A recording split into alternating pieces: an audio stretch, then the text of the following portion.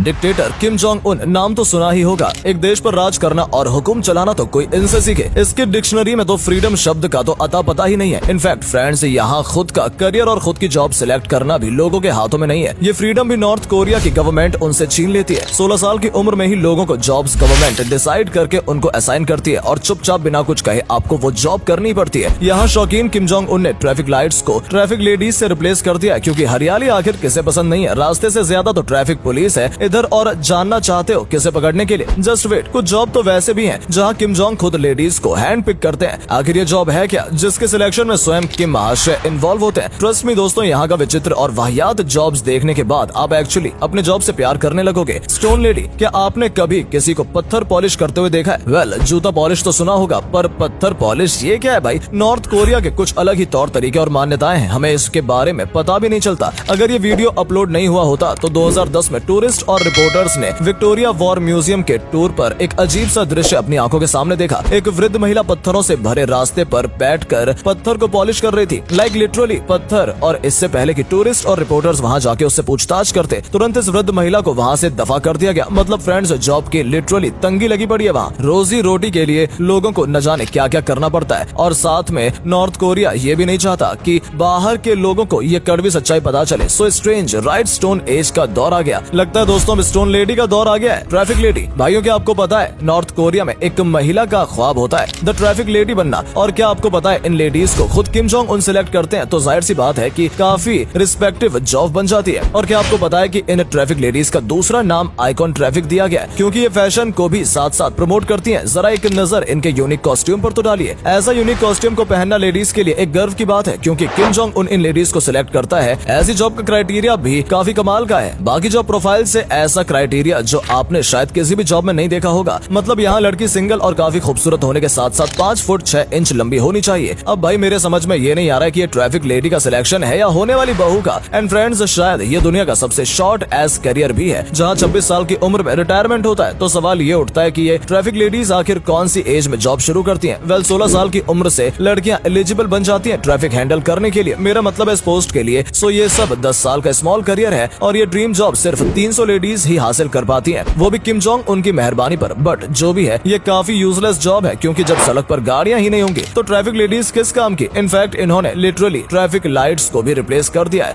Hair dresser, जब मैं hair dresser की बात करता हूँ तो नॉर्थ कोरिया के हेयर ड्रेसर की तो एक आराम की लाइफ है, क्योंकि यहाँ के कस्टमर्स अपने स्टाइल को लेकर डिमांड तो बिल्कुल भी नहीं करते हैं, और वो कहते हैं ना कि भगवान सब देख रहा है, पर नॉर्थ कोरिया के किम जोंग उनकी गवर्नमेंट सब देख रही है। यहाँ तक कि आपके हेयर स्टाइल से लेकर के आपके बालों का कलर सब देखा जा रहा है। यहाँ गिन चुनकर सिर्फ 28 ऑफिशियल हेयर स्टाइल है, जस्ट 28। यहाँ 18 हेयर स्टाइल लेडीज के लिए और 10 मेल्स के लिए है। मतलब लिटरली खुद के बालों पर भी लोगों को फ्रीडम नहीं है। इनके बालों के नियम वाकई काफी हटके होने के साथ साथ सटके हुए भी हैं। जैसे सिर्फ अनमैरिड वुमेन यहाँ लंबे बाल रख सकती है, शादीशुदा औरत को छोटे बाल रखना ही कंपलसरी है। जब बात आती है नौजवानों की तो उनके बाल सिर्फ 2 इंच लंबे होने चाहिए। और हाँ, यहाँ की गवर्नमेंट थोड़ी मेहरबान हो जाती है। अपने मेल सीनियर सिटीजन्स के लिए वो अपने बाल 3 इंच जितने लंबे कर सकते हैं। अगर उनके सर के बाल अभी भी बचे होंगे तो यहाँ के हेयर ड्रेसर तो कभी भी किम जोंग उनकी हेयर स्टाइल कॉपी करने का साहस नहीं कर सकते, क्योंकि वो उनका खुद का ट्रेडमार्क स्टाइल है। समझ लो जिसने किया वो अगले दिन गया सीधा ऊपर।